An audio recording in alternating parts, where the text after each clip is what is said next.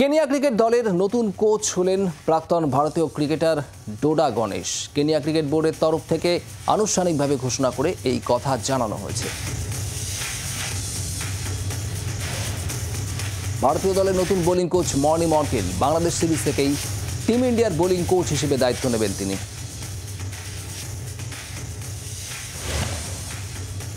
দুষ্কৃতী হামলায় আহত লেমিন ইয়ামালের বাবা মুনির নাসরাউই।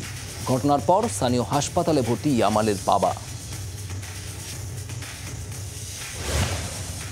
পতাকা উত্তোলন করে ৭৮তম স্বাধীনতা দিবস উদযাপন করল সিএবি। অনুষ্ঠানে উপস্থিত ছিলেন সিএবি সভাপতি স্নেহাশিস গাঙ্গুলি, সহসভাপতি অমলেন্দু বিশ্বাস, সচিব নরেশ ওঝা এবং যুগ্ম সচিব দেবব্রত দাস।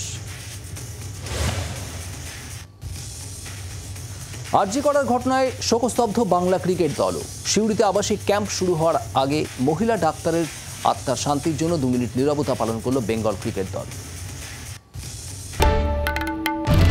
বাংলার আওয়াজ, বাঙালির আবেগ, জি 24 ঘন্টা।